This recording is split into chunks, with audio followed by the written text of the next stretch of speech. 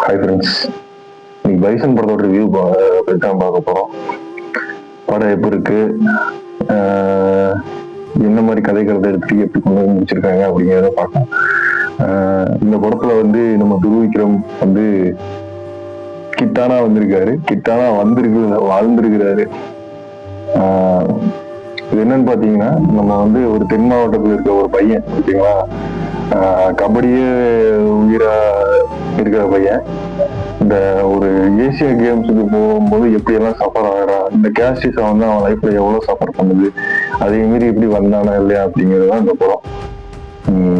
வழக்கமா மற்ற படங்கள் மாதிரி சொல்றது, மற்ற படம் பாத்தீங்கன்னா அடிதாவதான் சொல்லிட்டு அதை நோக்கியே போயிட்டு இருக்கோங்க, நான் கீழே வரக்கூடாது அப்படின்னு வைலன்ஸ் ஒரு இம்பீச் பண்ண மாதிரியே இருந்தது.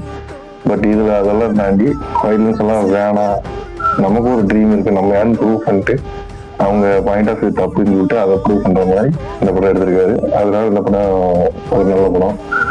அதுவும் இல்லாம டியூட் படத்துக்கு இதுக்கு என்ன வித்தியாசம்னா, அதுல எமோஷன் வந்து சுவிட்ச் போர்டு மாதிரி சுவிட்ச் ஆகிட்டே இருக்கும். இது அப்படி இல்லை, கரெக்டா மீட்டரா பேலன்ஸ் பண்ணி தரமா பண்ணிருக்காங்க. இந்த டியூட் படம் கூட ஐ கெட் போர்டு, பட் இந்த படம் பார்க்கலாம், 2, 3, 4 தடவை கூட பார்க்கலாம்.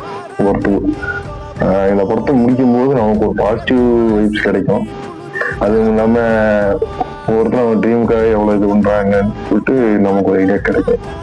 ஓகேங்களா ஃப்ரெண்ட்ஸ், நெக்ஸ்ட் இன்னொரு வீடியோல பார்க்கலாம். நெக்ஸ்ட் மாரி செல்வராஜுக்காகவும் அடுத்து பைசன் படம் ஓடிடில வந்ததுக்கோ இதை பத்தி ஒரு பிரீஃபான வீடியோ பார்க்கலாம். ஸோ தியேட்டர் எக்ஸ்பீரியன்ஸ் நல்லா இருக்கு, கண்டிப்பா பாருங்க. Thank you friends.